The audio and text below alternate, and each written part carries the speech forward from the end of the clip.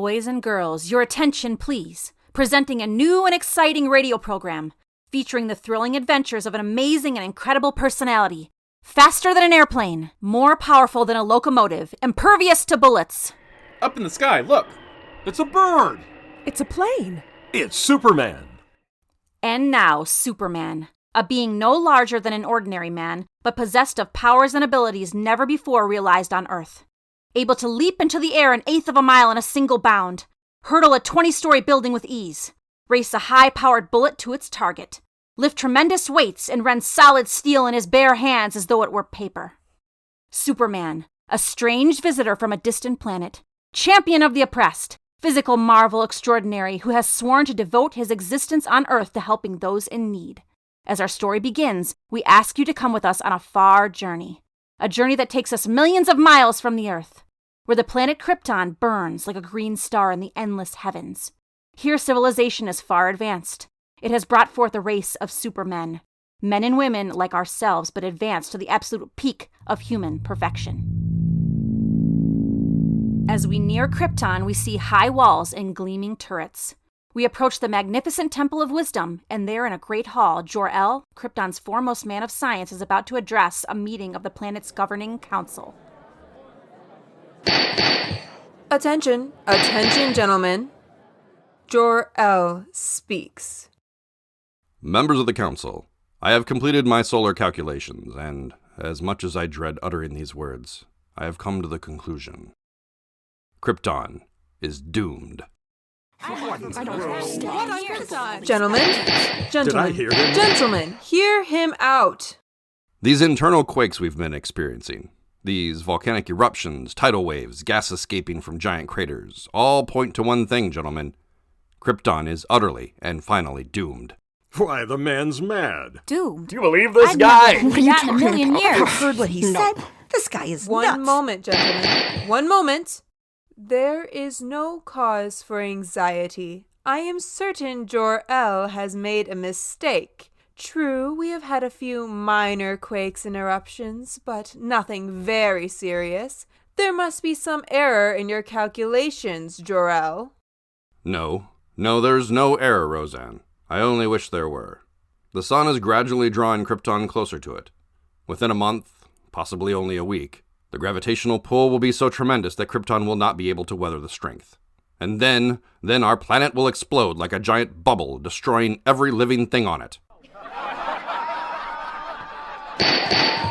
Gentlemen, assuming for the moment, Jor-El, that what you say is true, how are we to avoid it? What can we do to stop it? There is only one way. As you all know, I have been working on a spaceship designed for interplanetary travel. With time and united effort, we might transport the entire population of Krypton to another world. Impossible! Where would we go? To the Earth. My studies tell me the atmosphere of the Earth is very nearly the same as our own. You have been working too hard, Jor-El. You need a rest. Believe me, we have the utmost respect for knowledge and integrity, but this is carrying it too far. Planets as large as Krypton do not explode, Jor-El. Wait, do you hear that, gentlemen? It's the forewarning of doom. Every moment is precious now. Quakes like that are sounding the death bell of Krypton. It will happen, gentlemen, and happen soon. When that last great eruption comes. When it comes, Jor-El, it shall find all of us ready. If Krypton is to die, we shall die with it. The parting would be much too severe. Very well, laugh if you like, Roseanne, and you members of the council. I have no time to laugh. My wife Lara and my infant son are dear to me. It is not my wish to stand by and see them destroyed. Laugh, all of you! But a time will come, and that time is perhaps very close at hand, when you will wish you had heeded the words of Jor-El. Now you think me a fool, but remember what I have said, gentlemen. When Krypton is shattered into 1,000 million stars, when the glorious civilization we have built is no more, when you and your families are swept from the face of Krypton like dust. Order, gentlemen, order! You have heard Jor-El speak. Is it your wish that we devote time and money to the building of spaceships for the transportation of Krypton's population to another planet? No! I am sorry, Jor-El. The council has spoken. Yes, and sign the death warrants of every living thing on Krypton. Well, I've done my best to convince you. Now all that remains for me is to proceed with my own means of salvation, my own spaceship to save the lives of those near and dear to me. As for the rest of you, may the gods have mercy on your souls.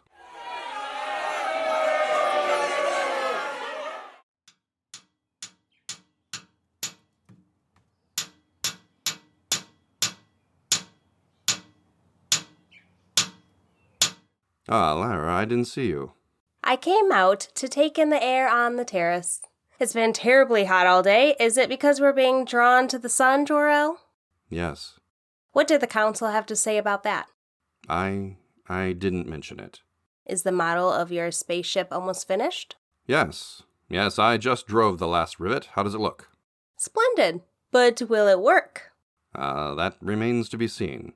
If it does work, I shall immediately begin construction on another just like it, only much larger. One big enough to carry all three of us to another world. Jor-El, when will that be? Every moment that we spend waiting and wondering? Yes, I know. I know, Lara. It's been hard on all of us, and particularly hard on you. How's the boy? Sleeping, Jor-El.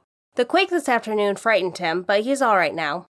Can't you come in and look at him? You've scarcely seen him these days, what with working all the hours on the spaceship model. It can't be helped, dear. I'm racing against time. Right now, I'm anxious to know whether the model will behave as I hope. How does it operate? Very simply. When all is ready, I throw this switch. That closes the circuit, and electric energy builds up pressure in the atomic generators.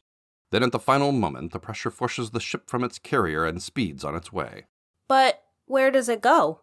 Wherever it's pointed. This one I'm directing to the planet Earth. Earth? What is that, Jor-El? A planet smaller than our own, situated on the other side of the sun. It's inhabited by a race of people similar to ourselves. Like ourselves? Well, only partly, of course, my dear. They're about the same size, but nowhere nearly as developed. Very weak and helpless, and with all their faculties extremely limited. How do you mean? Something like this. You know how far you step when you want to go somewhere. Practically as far as I want. Why, one step will take me to Bruger's house near the fountain. Exactly. But down where I'm sending the spaceship, it's quite different. An Earthman steps only 3 feet at a time at most, and everything else is in proportion. And that's where we're going? How dreadful. My dear, which would you rather do?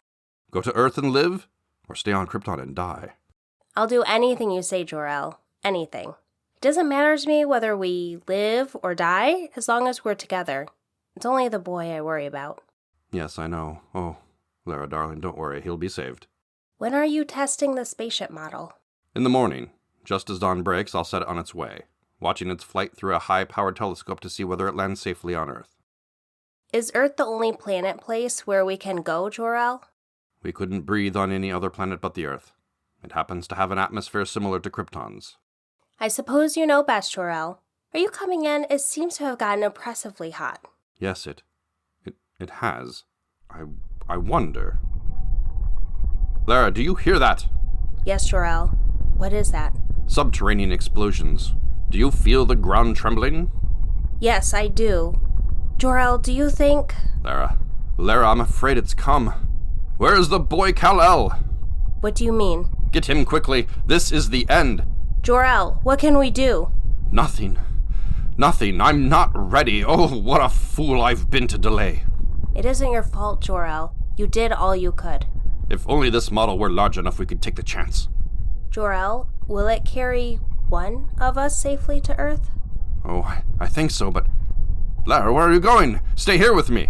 I'm getting Kal-El. If one of us can be saved, Jor-El, it should be the boy.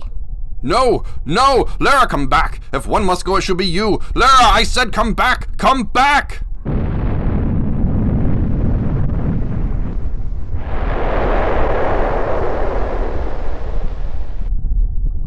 Here he is, Jor-El, still sleeping. Goodbye, Kal-El. Please, Lara. No, Jor-El. Listen to me. We both stay here. Kal-El goes into the spaceship. If there is a chance, Jor-El, that one little chance, I want it for my son. Maybe you're right, Lara. Jor-El, look at the sky. It's fiery red. The mountains, look at the mountains are falling in. Jor-El, what's happening? The end of Krypton. just as I foretold. This is the last great quake. Jor-El, listen! Explosions! Here, quick, give me the boy. Kal-El. What are you doing, Jor-El? Opening the door, putting him inside. Jor-El, the house, it's swaying! It's breaking apart. Look, Jor-El. There, he's safe inside. Now for the switch. Stand back, Lara. Oh, Jor-El, will he reach the Earth? Only the gods know. But there's a chance, the only chance. Stand back now, Lara. I'm going to throw the switch. Jor-El, it's getting dark. I can't see. What's happening? Fire, smoke from the center of the planet. Not much time now. Hold me, Jor-El. Has the spaceship gone? No, not yet. Waiting for the pressure. We may have been too late. If it doesn't work up soon... Wait. Lara, it's off. It's on its way. Jor-El, where are you? Here beside you, Lara.